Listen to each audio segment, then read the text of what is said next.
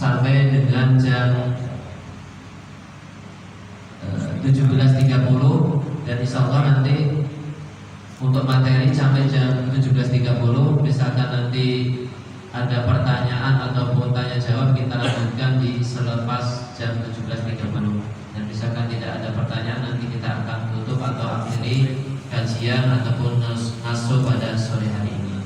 Untuk itu kepada Ustaz Supriyangga Desi, waktu dan tempat kami persilakan.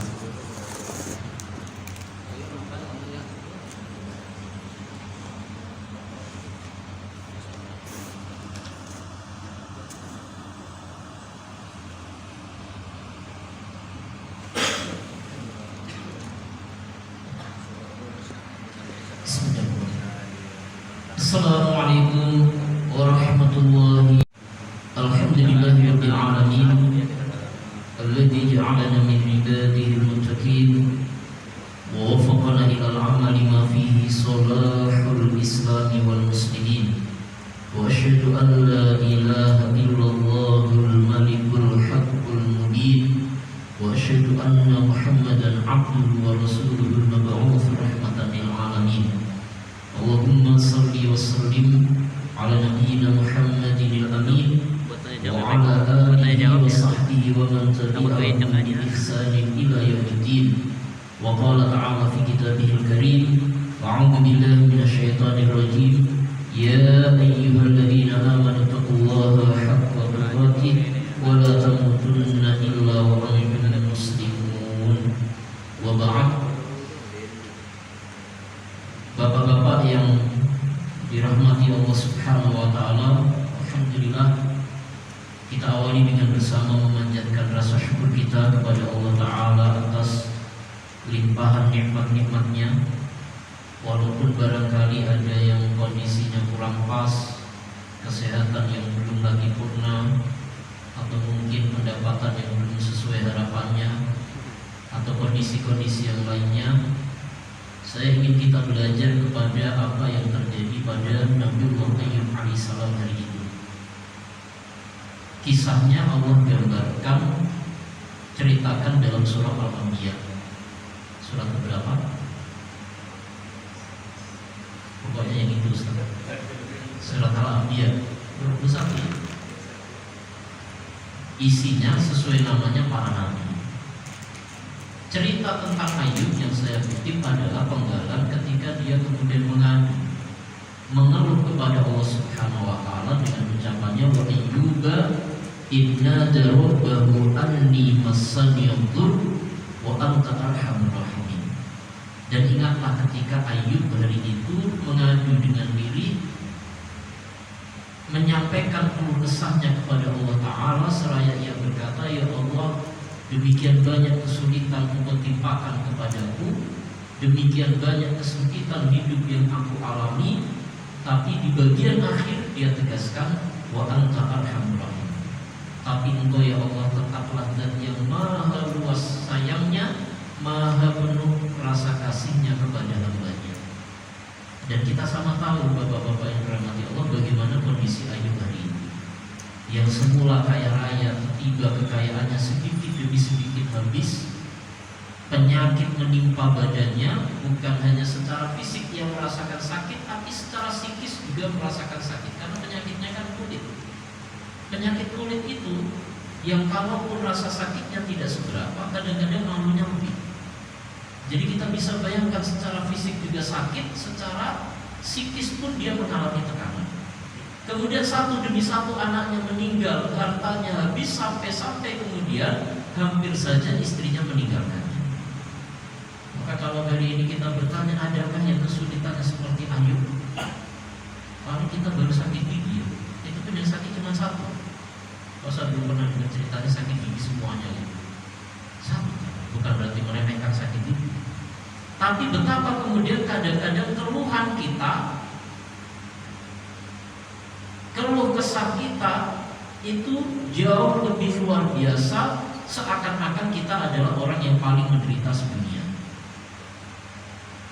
Padahal ketika itu Ayub dalam kondisi semacam itu, akhirnya dia sampaikan, ya Allah, kalau hari ini aku mengadu, maka pada akhirnya dia katakan, wa anta arhamur tapi Engkau ya Allah tetaplah zat yang maha luas kasihnya dan maha penyayang kepada hamba. Ada sebagian ulama yang mengatakan, kenapa ayat mengatakan itu? Karena dia tahu persis kesulitan yang dia alami itu hanya beberapa tahun lamanya. Sebelumnya selama berbilang tahun lamanya, puluhan tahun lamanya, ia sudah merasakan nikmat yang luar biasa dari Allah Subhanahu wa Ta'ala. Maka sama kita kalau kemudian lagi sakit, berapa banyak rasa sakit kita dibandingkan kenyamanan yang pernah kita alami. Kalau hari ini kemudian merasakan harus berhutang ditagih orang, berapa banyak kita berhutang dibandingkan kecukupan yang pernah Allah berikan dalam kehidupan kita. Kalau kemudian hari ini kita merasakan kesedihan karena mungkin ditinggalkan oleh salah seorang yang kita cintai, berapa lama Allah membuat kita tertawa dengan berbagai macam kenikmatan yang Allah limpahkan dalam kehidupan kita. Maka belajar kita pada Ayub yang di tengah segala penderitaan yang dia alami, dia masih bisa mengatakan wa anta arhamur rahimin. Apa sih itu kalimat pujian? Tetap memuji Allah, tetap mengakui bahwa Allah Subhanahu wa Ta'ala teramat banyak kebaikan yang diberikan padanya. Maka mudah-mudahan jemaah yang dirahmati Allah, sekali lagi kita senantiasa berusaha untuk mensyukuri nikmat apapun yang Allah berikan, sehingga bahkan kalaupun kemudian kita berada di tengah kesulitan itu tidak lebih besar dari penampakan kenikmatan dan kebaikan-kebaikan yang pernah Allah berikan dalam kehidupan kita. Dan tadi sudah disampaikan bagian dari kenikmatan itu Allah kumpulkan kita di hari Jumat yang mubarakah. Kata Nabi dalam riwayat Bukhari dan Muslim, Imam Bukhari dan Muslim, fihi sa'atun la yuwafiquha 'abdun muslimun yas'aluhu syai'an illa a'tahu. Ada satu saat yang tidaklah seorang hamba meminta kepada Allah, menyampaikan keinginannya kepada Allah, kecuali kalau bertepatan dengan saat itu, maka Allah akan ijabah, Allah akan penuhi apa yang menjadi keinginannya. Para ulama memang berbeda pendapat. Abdullah bin Umar termasuk yang menyatakan saat itu adalah ketika imam duduk di antara dua khutbah. Tapi kan sayangnya saat imam duduk di antara khutbah, banyak kita yang lagi terlelap dalam tidur, lupa bahwa itu adalah waktu yang mustajab dalam doa. Tapi kalau kita tidak mengikut pendapat itu, ikuti pendapat yang lain, kita bisa berharap bahwa itu adalah waktu ba'dal asri, waktu setelah sholat asar di hari Jumat. Maka beruntungnya hari ini duduk-duduk di sini daripada ketika dalam perjalanan mungkin kondisinya tidak begitu nyaman, kita bisa sembari membincangkan tentang tema pembicaraan kita, lisan kita berzikir, mengingat Allah, meminta, mengadu hanya kepada Allah Subhanahu wa Ta'ala, dan mudah-mudahan dengan itu Allah akan ijabah apa yang menjadi harapan dan keinginan kita. Amin ya rabbal alamin. Dan kesyukuran kita sebagaimana yang kita dapati dalam ayatnya, Allah janjikan paling tidak dua kebaikan. Pertama, bertambahnya kenikmatan, dan ungkapan ayatnya luar biasa ya Bapak-bapak, wa in ta'adzana rabbukum la in syakartum. Ta'adzan itu mengumumkan, kalau bahasa kita kampanye. Biasanya kampanye itu isinya janji, ya enggak? Yang lagi pada kampanye itu kan janji, kalau nanti jadi bakalan begini, kampung ini saya aspal semua. Lihat Allah Ta'ala dalam ayat ini berkampanye, berjanji, dan janji Allah tidak pernah akan terlupakan, tidak akan pernah terabaikan. Apa janji Allah? La in syakartum la azidannakum. Sesiapa bersyukur atas nikmatku, kata Allah, maka pasti aku akan tambahkan kenikmatannya, pasti akan aku tambahkan kebaikannya, pasti akan aku tambahkan keberkahan yang mengalir pada harta. Nah, daripada ingat-ingat janji para calon itu, mendingan ingat janji Allah, karena Allah tidak akan pernah abai dan lalai dengan apa yang dijanjikan. Nah, yang kedua dalam surah An-Nisa Allah sampaikan, a'udzubillahi minasyaitonirrajim, ma yaf'alullahu bi'adzalikum in syakartum wa amantum. Sekali-kali Allah tidak akan timpakan azabnya pada satu kaum, pada suatu penduduk, ketika mereka senantiasa bersyukur dan menjaga keimanannya kepada Allah Subhanahu wa Ta'ala. Maka beruntunglah mereka-mereka yang senantiasa berusaha untuk bersyukur dan menjaga rasa syukurnya kepada Allah Subhanahu wa Ta'ala. Salawat dan salam mudah-mudahan senantiasa kita aturkan pada teladan terbaik kita Rasulullah Muhammad sallallahu alaihi wasallam, dan mudah-mudahan salawat serta salam terlimpah kepada para sahabatnya yang mulia, demikian pula kepada seluruh pengikutnya termasuk kita yang dengan langkah tertatih, dengan susah payah tetap berkeinginan berusaha untuk mengikuti sunnah dan jejak langkah Rasulullah, bahkan siapapun yang tetap mengikuti beliau hingga akhir zaman. Yang ketiga, jamaah yang dirahmati Allah, Bapak-bapak, saya minta maaf. Saya kan tadi siang sudah hadir di sini. Biasanya kalau keseringan ketemu itu bosan. Maka saya sebenarnya sudah berskenario. Rencananya saya kalaupun orangnya sama, saya mau ganti baju. Jadi di kantor tadi sudah ada. Rupa-rupanya memang manusia itu hanya bisa berencana. Saya tadi belum sempat nyampe kantor sampai tiba-tiba sudah asar, akhirnya balik lagi ke sini. Jadi itu tas sudah diantarin, tadi saya minta diantarin di sana. Jadi mohon maaf kalau misalnya kurang pas dan lain sebagainya. Tema yang diamanahkan kepada saya tadi melihat pamfletnya ya. Seharusnya Ustaz Zainal Mutakin yang menyampaikan adalah hati-hati dengan turunnya iman, dengan iman yang turun di akhir tahun, gitu ya kira-kira. Saya melihat ada 4 kata kunci di sini. Pertama adalah tentang kehati-hatian. Dan kehati-hatian itu sangat identik dengan umat Islam, identik dengan orang beriman. Di satu kesempatan, lagi-lagi tentang sahabat Abu Dzar radhiyallahu anhu dalam riwayatnya, beliau pernah menyampaikan Abu Dzar itu dari Bani Ghifar yang terkenal sebagai kabilah yang keras. Jadi memang kalau ngomong cenderung lugas. Maka beliau menyampaikan dalam riwayatnya, kana nasu yas'aluna Rasulullah 'anil khair. Banyak orang bertanya kepada Rasul ketika melakukan tanya jawab dialog kepada Rasulullah, itu pada bertanya tentang hal-hal baik, kebaikan-kebaikan, amal yang paling utama, keutamaan dari melakukan A, B, C dan seterusnya. Fakuntu as'aluhu 'anil syarr.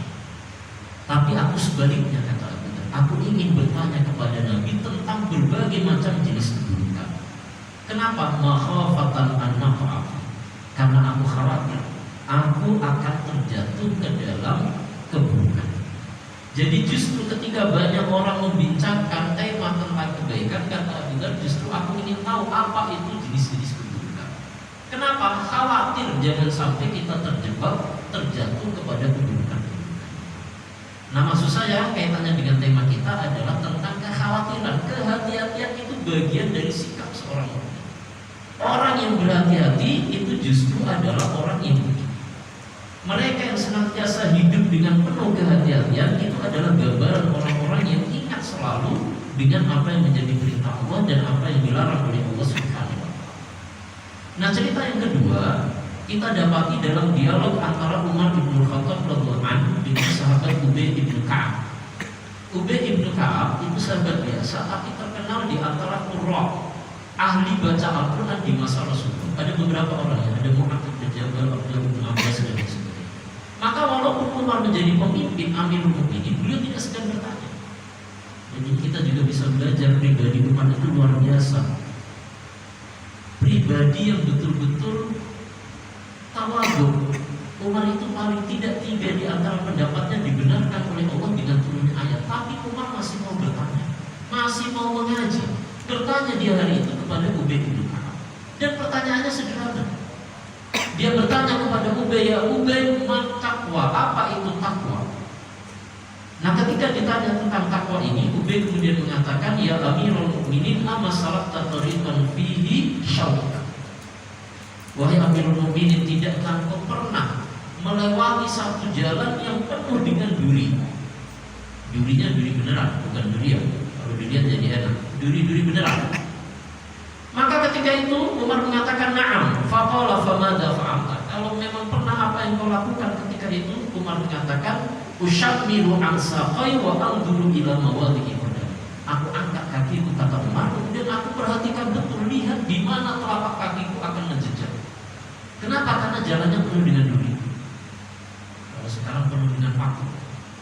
Tiba-tiba setelah penuh paku di depannya ada tambal ban misalnya. Waktu itu kata-kata Ubay, ketika aku berjalan di tempat yang penuh dengan duri, maka yang dilakukan Umar seperti itu. Aku angkat kakiku, kemudian aku perhatikan betul di mana aku harus menjejakkan telapak kakiku di jalan tersebut. Uqaddimu syai'an wa uakhiru syai'an. Kadang aku taruh ke depan, aku maju sedikit, kadang aku tarik karena ternyata di situ ada dulunya. Jadi gambaran tentang kehati-hatian. Nah, jamaah yang dirahmati Allah, maksud saya kehati-hatian itu bagian dari prinsip seorang mukmin. Maka betul kalau judulnya hari ini diawali dengan kata hati-hati.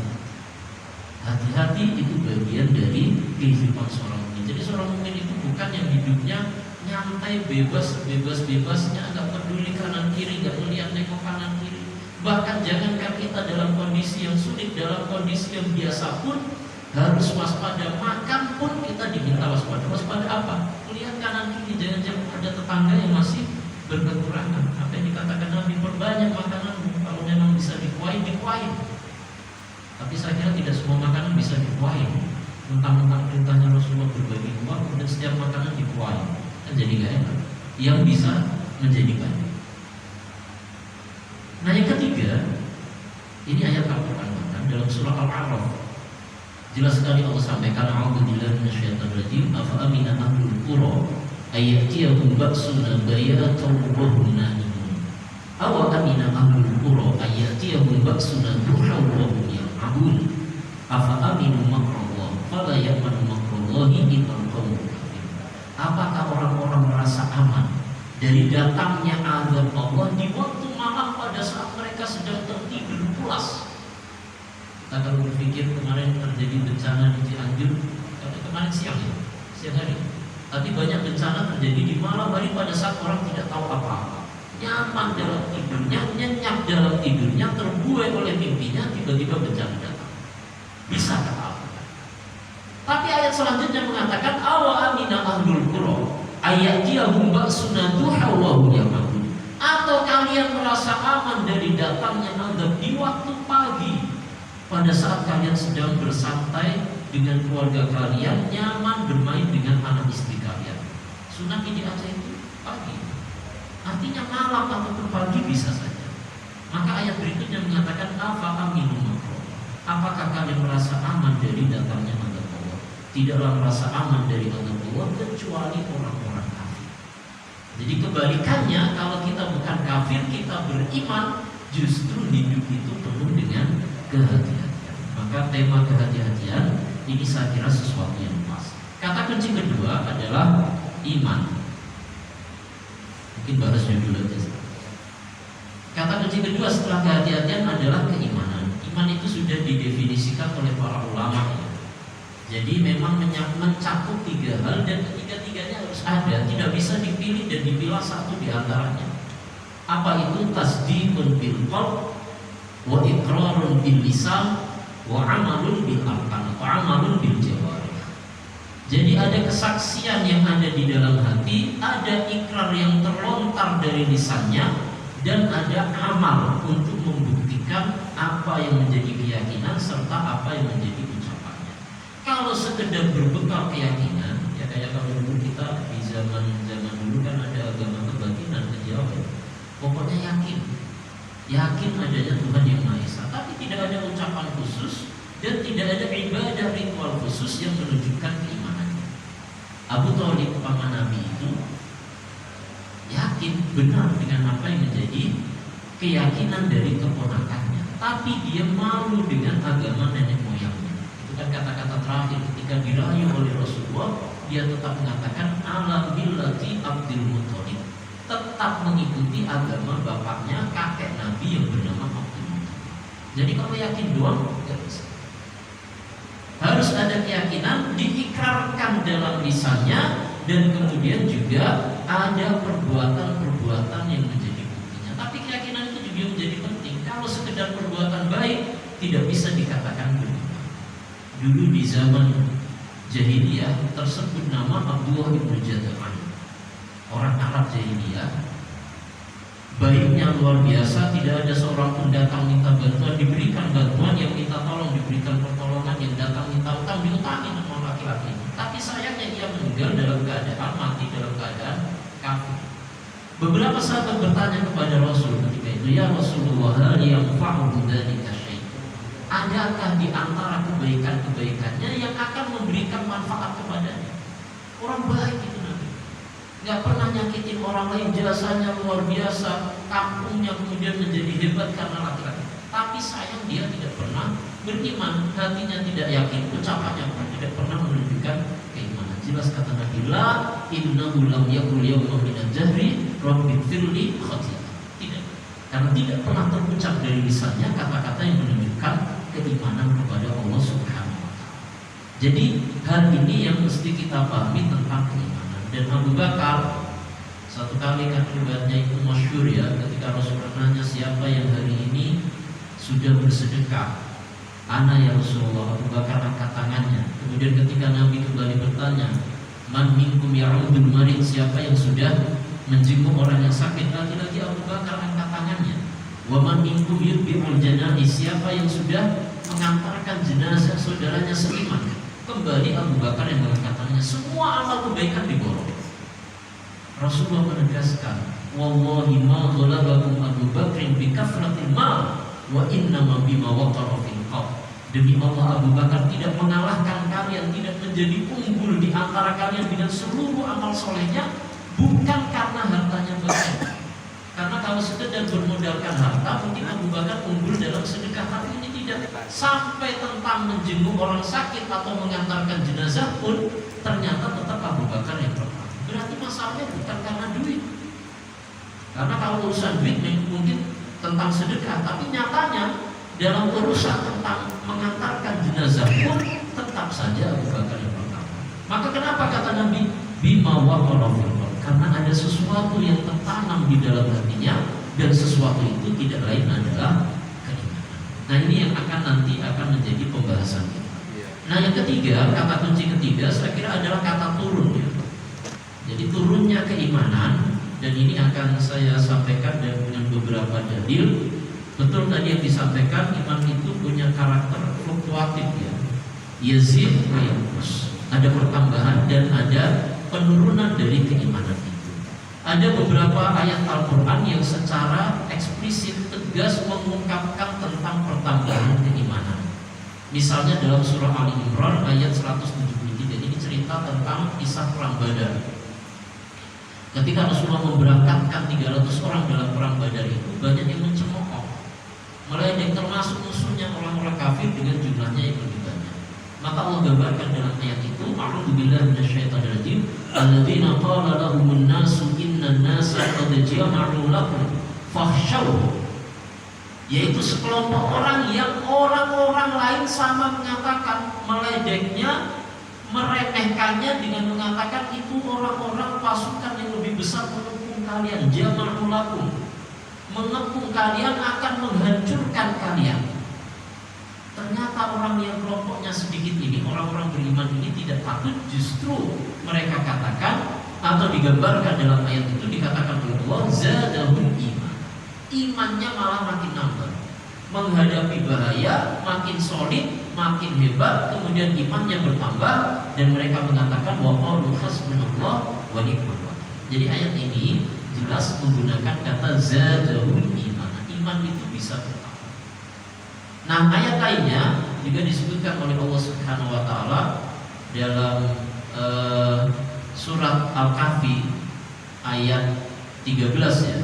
Ketika Allah menceritakan tentang adanya pemuda-pemuda yang innahum fityatun amanu bi rabbihim wa zidnahum huda. Ada pemuda-pemuda yang beriman, wa zidnahum, dan kami tambahkan untuk mereka huda. Petunjuk itu sama dengan iman dalam ayat ini. Jadi jelas iman itu bertambah. Kemudian dalam surah Al-Mudaththir, wa yazdadal ladzina amanu iman. Dan orang-orang yang beriman dengan sungguh-sungguh, ibadahnya sungguh-sungguh, maka imannya akan makin bertambah. Kemudian dalam sebuah hadis Rasulullah sampaikan, la yazni azani hina yazni wa huwa mu'min, wa la yashrabul khamra hina yashrab wa huwa mu'min, wa la yasrikun hina yasrik wa huwa mu'min. Orang yang berzina pada saat dia melakukan perbuatan keji itu, imannya sedang tidak ada. Demikian pula ketika ada orang mengaku beriman pada saat yang minum minuman keras yang diharamkan, imannya sedang berkurang. Demikian pula pada saat yang mencuri. Nah, para ulama mengatakan ini menjadi dalil bahwa awalnya ia memiliki keimanan, kemudian dalam satu waktu imannya itu hilang atau berkurang, sehingga iman itu mengalami pengurangan. Dan hadis yang berikutnya adalah riwayat yang disampaikan oleh Imam At-Tirmidzi ketika Rasulullah sampaikan al-iman bid'un wa sab'una syu'batan atau bid'un wa sittuna syu'batan. Iman itu ada 77 atau 67 cabang, 66 cabang. Afdaluhu qaulu la ilaha illallah. Yang paling tinggi ucapan la ilaha illallah. Wa adnahu, yang paling rendah adalah imatatul adza 'anil tariq. Menyingkirkan, sekedar menyingkirkan sampah, duri atau apapun dari tengah jalan. Wal haya'u minal iman. Dan rasa malu itu bagian dari iman. Jadi pemahaman hadis ini berarti iman itu banyak jenisnya. Ada yang berada di tingkat tinggi, ada yang rendah, ada yang sedang, sehingga ada pertambahan dan ada pengurangan dari keimanan. Nah, riwayat-riwayat ini memberikan gambaran kepada kita tentang hal ini. Ditambah cerita satu kali Umar bin Khattab radhiyallahu anhu sedang jalan ketika beliau menjadi Amirul Mukminin khalifah, melewati beberapa sahabat. Diajak oleh Umar, "Halummu ilayya nazdadu iman." Yuk kita bareng-bareng, aku ajak ke suatu tempat zikir atau memberikan tausiah nazdadu imanan, agar iman kita bertambah. Maka pertambahan iman ini menjadi sesuatu, dan setiap yang bertambah, kata para ulama, pasti juga akan mengalami sebaliknya, yaitu pengurangan. Sehingga turunnya iman itu harus kita yakini adalah sesuatu yang nyata adanya dan perlu kehati-hatian atau kewaspadaan dalam menghadapinya. Yang terakhir, kata kunci terakhir, saya kira adalah tema akhir tahunnya ya. Iman turun di akhir tahun. Nah, saya kira ini berkaitan dengan masalah perhatian kita terhadap waktu. Dan Al-Quran, baik ayat Al-Quran ataupun hadis-hadis Rasulullah SAW jelas sekali memberikan perhatian kita terhadap masalah waktu ini. Sebenarnya sebelum bicara tentang berbagai macam fenomena di akhir tahun, yang kita tahu bahwa ketika misalnya dalam hitungan miladiah bulan Desember itu bulan terakhir, saya kira memang saatnya bagi kita untuk merenung. Karena itu berarti sudah 1 tahun 12 bulan berlalu, dan sekian waktu yang kemudian sudah pernah kita lewati. Adakah kemudian pertambahan amal soleh atau tidak? Nah, berkaitan dengan hal itu, kita dapati dalam banyak riwayat bagaimana Rasulullah mengingatkan kita secara langsung atau tidak langsung tentang masalah waktu. Misalnya dalam sebuah hadis Rasulullah sampaikan, "Ibtanimu khamsan qabla khamsin," kata Nabi. Manfaatkan yang 5 sebelum datangnya yang 5. Ada masih ingat? Sehat sebelum sakit, kaya sebelum miskin, lapang sebelum sempit, muda sebelum tua, hidup sebelum mati. Dua yang pertama memang berbeda. Dua yang pertama tentang sehat sebelum sakit berarti tentang nikmat kesehatan. Kaya sebelum miskin, nikmat harta benda. Tapi 3 yang lain itu berkaitan dengan masalah kesempatan. Lagi ada peluang ngaji, memang lagi nganggur, kenapa tidak dimanfaatkan misalnya? Karena boleh jadi di waktu-waktu ke depan di tempat-tempat yang lain kita berada dalam keadaan sibuk. Maka ketika kemudian memang sedang memiliki waktu luang, manfaatkan itu. Demikian pula masa muda sebelum datangnya tua. Ya, kita ngaku mudanya ya, daripada dikatain tua. Umurnya berapa misalnya? Waktu muda sebelum datangnya tua, ketika masih sehat, masih muda, bisa ke masjid dalam keadaan yang nyaman, lebih nyaman, belum tremor, belum mengalami gemetar dan lain sebagainya, nggak perlu pakai tongkat dan lain sebagainya, manfaat. Dan yang terakhir adalah tentang kehidupan dan kematian. Itu juga kaitannya dengan masalah. Maka menggunakan momen waktu untuk kemudian membincangkan tentang tema keimanan, ini saya kira menjadi sesuatu yang pantas untuk kemudian kita jadikan sebagai tema pembicaraan di kesempatan sore hari. Baik jamaah yang dirahmati Allah Subhanahu wa taala, maka kemudian saya akan masuk ke hal-hal yang berkaitan dengan penurunan keimanan. Jadi kalau kita coba kaji, saya coba mengumpulkan beberapa ayat Al-Qur'an, ada beberapa hal yang patut kita waspadai, berhati-hati, karena ia bisa membawa kita kepada penurunan keimanan. Yang pertama adalah hubbud dunia, terlalu cinta kepada urusan dunia. Dalilnya ada dalam surah Ali Imran ayatnya 14. Ketika Allah sampaikan itu ada beberapa jenis badan. A'udzubillahi minasyaitonirrajim. Zuyyina lin-nasi hubbus syahawati minan nisa. Pertama, an-nisa. Sudah dijadikan ya tampak indah dalam pandangan manusia dari sisi syahwat, menggoda mereka, bisa melenakan mereka. Apa itu? Yang pertama adalah wanita. Ya, itu kan sudah jadi ungkapan kita dari dulu ya, godaan laki-laki. Wanita, tahta, Toyota, apa kuantas. Yang pertama wanita. Maka katanya kalau laki-laki itu diuji ketika ia kaya, diuji dengan wanita. Sementara wanita biasanya diuji justru pada saat miskin. Kuat gak sama suami yang miskin. Tapi laki-laki ketika kaya, maka ujiannya adalah tentang wanita. Hati-hati dengan kata-kata ini, jangan sampai ketahuan istri kita. Maksudnya khawatir kita malah gak didoakan jadi kaya. Dengan kayak gini aja bisa. Karena memang, tapi pada kenyataannya laki-laki itu punya kecenderungan terhadap wanita. Maka berhati-hati dengan yang demikian. Ada beberapa cerita-cerita yang disampaikan ke kita, cerita dahulu. Maksudnya saya nggak ngomong orang hari ini mama lalu nikahnya. Jadi kalau nyari contoh sekarang mama lalu nikahnya. Tapi cerita-cerita zaman dulu tentang seorang soleh judes dan sebagainya yang ketika diuji dengan wanita kemudian gagal menghadapi dunia. Walbanin, anak-anak pun. Ada orang-orang yang pada saat dalam keadaan sendiri kemudian begitu luar biasa rajin ibadah ke masjid, tidak pernah kemudian lari dengan ibadahnya. Tapi begitu anak tergoda dengan keinginan untuk bermain-main dengan anaknya, sampai kemudian ia melupakan kewajibannya. Dan itu bahkan juga terjadi kepada umat-umat yang terdahulu.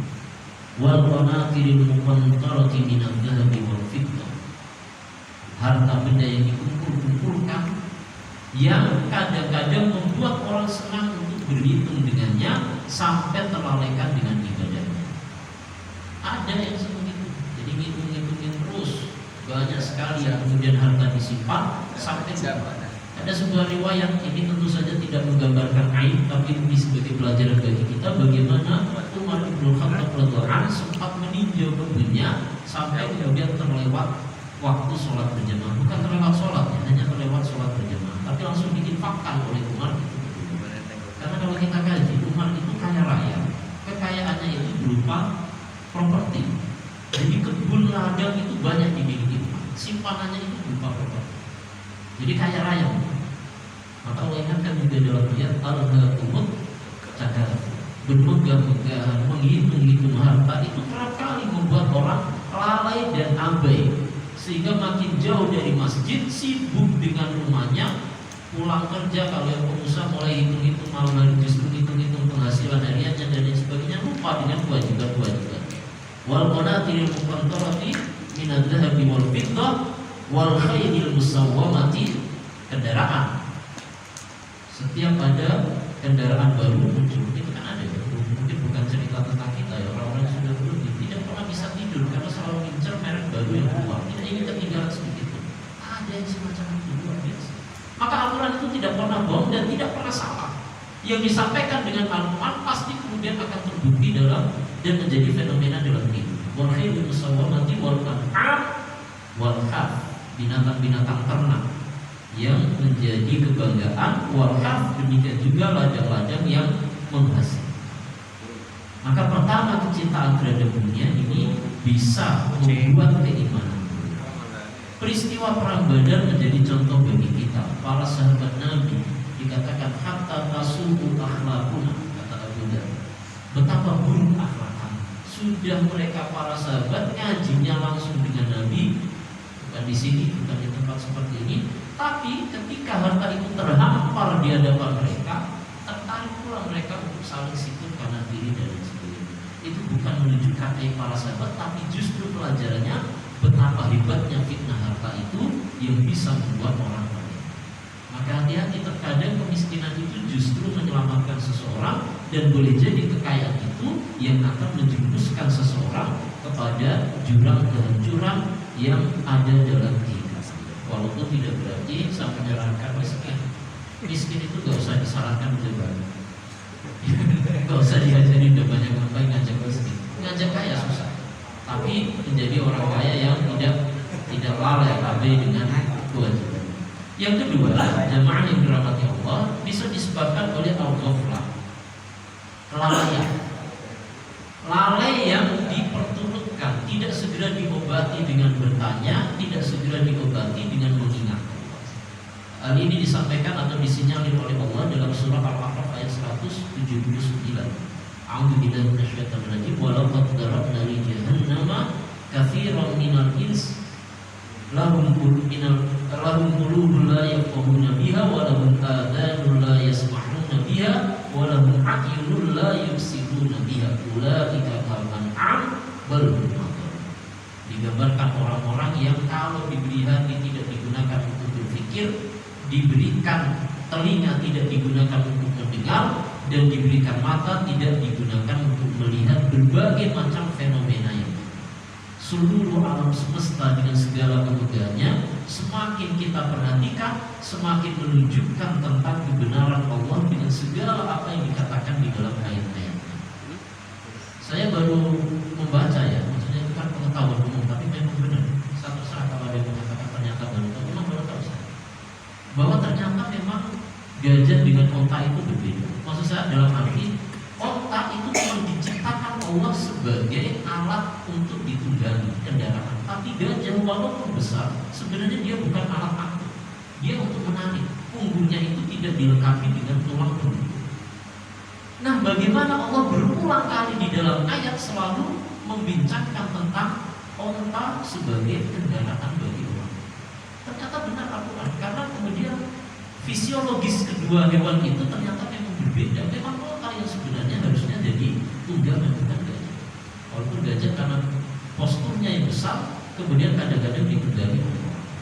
Nah, ini menjadi gambaran betapa kalau kemudian kita gunakan pikiran kita gunakan mata kita gunakan telinga kita, maka akan semakin menguatkan keimanan kita. Dan sebaliknya pada saat lalai, maka yang terjadi kemudian adalah pengurangan atau penurunan keimanan tersebut. Yang ketiga adalah tentang kumpulan. Jadi kesalahan dalam memilih teman. Bagaimana kemudian peran dari orang-orang yang ada di sekitar kita itu betul-betul memiliki pengaruh dalam keimanan kita. Mereka-mereka yang gemanya bergaul dengan orang-orang yang buruk peranginya, sedikit demi sedikit keimanan pasti akan terkikis. Ada lagi ngobrol begitu saja, tidak ada yang ingetin bahwa adzan itu dari masjid, artinya panggilan kita untuk ke masjid misalnya. Maka walaupun seburuk apapun, kalau bersama dengan orang-orang beriman masih ada kebaikan yang kita harapkan. Maka Allah ingatkan dalam surah Al-Kahfi, A'udzubillahi minasyaitonirrajim, wasbir nafsaka ma'al ladzina yad'una rabbahum bil ghadati wal 'ashyi yuriduna wajha wa la ta'du 'ainaka anhum turidu zinatal hayatid dunya.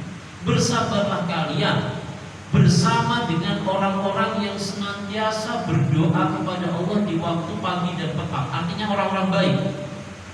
Ayat ini sebenarnya menarik ya, jemaah, kalau kita lihat. Jadi ketika kita bersama orang-orang baik itu justru Allah perintahkan bersama. Karena bersama orang baik itu tidak berarti hubungannya mulus. Bersama jamaah musola yang rajin ke masjid, tapi kok ternyata utang kayak nggak lupa. Kita sudah sindir-sindir, gak balik-balik utang. Maka Allah perintahkan sabar.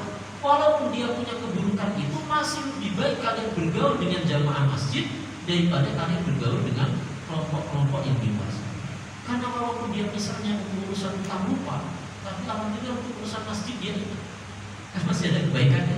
Utangnya sih agak lupa, tapi urusan masjid masih ngingetin kita sholat. Maka perintah ayatnya mengatakan bahkan terhadap orang-orang yang gemar berdoa di waktu pagi dan petang pun kalian diperintahkan untuk bersabar. Wala ta'du 'ainaka. Jangan kalian picikkan mata kalian dari orang-orang baik semacam itu. Turidu zinatal hayatid dunya. Kalian tinggalkan kelompok itu, berbalik ke kelompok yang lain karena menginginkan menginginkan kehidupan dunia. Wala tuti man aghfalna qalbahu an dzikrina. Dan sebaliknya, jangan sampai kalian ikuti, kalian gauli, kalian berada dalam kumpulan orang-orang yang melalaikan kalian dari mengingat Allah Subhanahu wa Ta'ala. Maka peran teman itu menjadi penting, kumpulan itu menjadi penting, komunitas itu menjadi penting. Saya sering menyampaikan jamaah yang beragama Allah, kita masuk ke surga itu di dunia itu harus bareng-bareng berjamaah. Karena nanti pada saat pertanggungjawaban sudah sendiri-sendiri. Jangan berharap nanti di akhirat bisa bareng-bareng. Makanya konyol itu kalau orang mengatakan nanti gak apa-apa di neraka kita kumpul dengan artis-artis. Gak ada pikiran bisa kumpul bareng-bareng ketika di sana. Bareng-bareng itu di dunia. Jadi baik bareng-bareng itu di dunia. Angkat tetangga kita, ajak teman kita sama-sama menjadi orang baik, agar kelak ketika kita lupa dia juga akan mengingatkan kita. Menurut saya seperti itu ya. Kalau kita baik sendiri, misalnya kita lupa tetangga kita nggak ada yang ingetin, tapi kalau kita berhasil mengajak tetangga jadi baik semua, teman kerja jadi baik semua, saat kita lupa dia pun akan mengingatkan. Jadi baik bareng-bareng, karena nanti kalau di akhirat yang ada itu kehidupan yang nafsi-nafsi. Jangankan tetangga, jangankan teman kerja, bahkan keluarga pun tidak akan ingat ini. Baca tafsir surah Abasa, yauma yafirru mar'u min akhihi wa ummihi wa abihi wa sahibatihi wa banihi likulli imri'in minhum yawma idzin sya'nun yughni. Setiap orang punya maksud dan punya kepentingannya masing-masing. Gak akan ingat ke teman, saudara dan lain sebagainya. Maka di dunia ini waktunya kita ingat dengan teman. Maka berkumpul dengan orang-orang baik. Maaf, kesalahan yang bisa menurunkan keimanan kita adalah ketika kita tidak menjaga perkumpulan kita dengan orang-orang yang baik. Yang keempat, al-israf, berlebih-lebihan. Selalu segala sesuatu yang berlebih-lebihan itu akan berakhir dengan keburukan. Jadi memang berawal dari nafsu, ya, keinginan berlebih.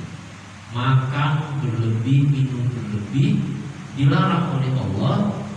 Dianjurkan kita untuk ditata, karena setiap segala sesuatu yang berlebih itu pasti akan menjatuhkan kita kepada sesuatu yang dilarang oleh Allah Subhanahu wa Ta'ala. Kalau ungkapan umumnya dalam ayatnya Allah mengatakan a'udzubillahi minasyaitonir rajim wa la tubadzir tadbira. Jangan sampai kita mubadzir itu membuang-buang atau mengambil sesuatu yang tidak pada tempat. Nah, yang kelima adalah waswas syaitan. Bisikan setan. Bisikan setan ini termasuk di antara hal yang bisa mengancam atau membuat keimanan kita, dan kita mesti ingat. Saya bolehlah dicatat surat Al-A'raf ayat 16-17. Kenapa dicatat? Itu sumpah setan yang diabadikan oleh Allah di dalam Al-Quran. Iblis bersumpah ketika itu. Qala fa bima aghwaytani, ya Allah, karena Engkau sudah pastikan aku tersesat, karena Engkau sudah cap simbol iblis itu pasti sesat, maka la aqudanna lahum siratal mustaqim, aku akan buat manusia itu tersesat dari jalanmu yang lurus. Jadi jangan pernah berpikir ada setan yang baik, tidak ada. Mereka sudah bersumpah akan menggelincirkan, akan menyelewengkan langkah manusia dari jalan yang lurus. Dan lebih lengkap lihat caranya, dia sudah dibuka oleh Allah. La'atiyannahum min baini aydihim wa min khalfihim wa an aymanihim wa an shama'ilihim wa la tajidu aktsarahum syakirin. Aku datangi mereka dari arah depan, aku datangi mereka dari arah belakang, aku goda mereka dari kanan, aku goda mereka dari kiri. Dan tidak engkau akan dapati kebanyakan mereka menjadi hamba-hambamu yang bersyukur. Dari arah depan, belakang, kanan, kiri itu isyarat betapa luar biasa upaya dan usaha dari setan itu dalam menggoda manusia. Kalau dalam surat Al-Imran tadi kita bicara tentang berbagai macam fenomena godaan yang ada di dunia, ya alat itu pula yang akan digunakan oleh setan dan iblis dalam hidup. Ada orang-orang yang mungkin ternyata kalau untuk wanita nggak terlalu tertarik, walaupun sedikit mungkin tapi mungkin ada yang dia enggak, kalau masalah istri dia tetap satu, maksudnya tidak akan tertarik, tergoda melakukan perbuatan buruk. Tapi begitu kemudian digoda dengan harta, kejebak untuk melakukan perbuatan yang buruk. Ada orang yang tahan dengan godaan harta, tapi tidak tahan ketika dijebak dengan jabatan yang tidak didapatkan dengan cara yang sebenarnya dan lain sebagainya. Usaha yang dilakukan oleh setan itu terus-menerus dan tidak akan pernah mereka berputus asa untuk menyimpangkan manusia dari apa-apa atau dari jalan kebenaran yang sudah ditunjukkan oleh Allah. Maka ini hal-hal yang mesti kita perhatikan, yang mesti kita khawatirkan secara umum ya tentang bab turunnya iman. Lalu apa yang kemudian kita lakukan? Maka yang bisa dilakukan pertama adalah munasyaratus sholihin, bergaul dengan orang-orang saleh. Berapa banyak hadis yang menggambarkan kepada kita kebaikan itu biasanya terjadi pada kelompok. Misalnya tentang kajian, tentang perkumpulan orang-orang baik. Rasulullah SAW sampaikan, "Majtama'a qaumun fi baitin min buyuti." Tidaklah satu kaum berkumpul di satu rumah di antara rumah. Artinya ada kumpulan orang-orang baik. Ada mereka-mereka yang berkumpul dengan tujuan untuk satu kebaikan. Itu yang kiranya kemudian bisa menyelamatkan orang dari godaan-godaan yang ada. Kemudian adalah ayat Al-Quran. Banyak membaca ayat Al-Quran. Allah Subhanahu wa taala sampaikan dalam ayatnya, "A'udzu billahi minasyaitonir rajim, wa kadzalika auhayna ilaika ruhan min amrina wa auhayna ilaika ruhan min amrina ma kunta tadri mal kitab wal iman walakin ja'alnahu nuran tahdi bihi man nasya'u min ibadina." Dan demikianlah kata Allah, kami wahyukan kepadamu roh dari sisi. Apa maksud roh itu? Al-Quran. Jadi Al-Quran itu digambarkan oleh Allah sebagai energi bagi kita, sumber kehidupan bagi kita. Maka termasuk bagaimana kita menjaga keimanan kita tidak lain adalah dengan Al-Quran. Maka agar kemudian keimanan ini tidak turun, harus kita jaga dengan banyak membaca, mentadaburi, mempelajari, bahkan kalau bisa sampai kemudian mengamalkan seluruh apa yang ada di dalam ayat-ayat Al-Quran. Karena ini bagian dari cara yang disediakan oleh Allah untuk menjaga keimanan kita. Yang ketiga, menjadi penting juga mempelajari sirah Rasulullah SAW. Karena di antara fungsi sirah atau cerita itu menguatkan keimanan kita. Dengan mempelajari sejarah kehidupan Rasulullah SAW akan membuat kita tidak mudah kemudian tergoda dengan berbagai macam fenomena yang ada. Maka mempelajari sirah itu juga menjadi sesuatu yang penting yang harus kita lakukan agar kemudian keimanan kita ini tetap terjaga dalam standar yang baik. Dan yang terakhir yang saya tawarkan adalah tentang at-ta'ah al-mutlaq, ketaatan mutlak dalam bentuk peribadatan kepada Allah Subhanahu wa ta'ala. Dan ketika seseorang semakin banyak beribadah kepada Allah, maka dalam satu waktu kemaksiatannya terkikis, dan saat kemaksiatannya berkurang, maka keimanan kemudian menjadi turun. Jadi antara iman dan maksiat itu tidak bisa kemudian berjalan bersama, pasti saling mengalahkan. Kalau ibadahnya kuat, maka keimanan tumbuh, maksiatnya berkurang. Tapi kalau maksiat yang kita biarkan, dosa-dosa kita biarkan, maka yang terjadi kemudian adalah turunnya keimanan kita.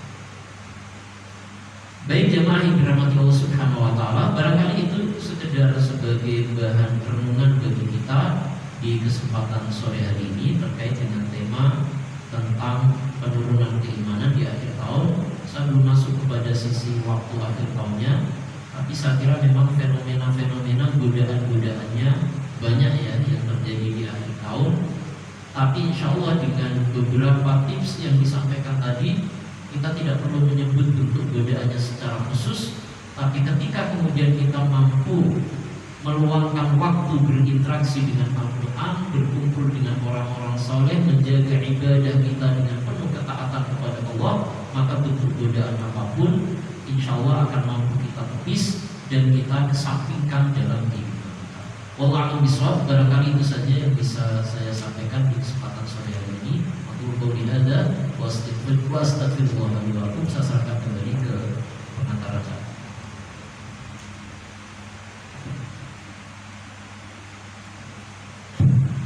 Ya, jazakumullah khairan jazak kepada Ustaz Supriyanto Adesi yang pada kesempatan sore hari ini telah memberikan materi kepada kita.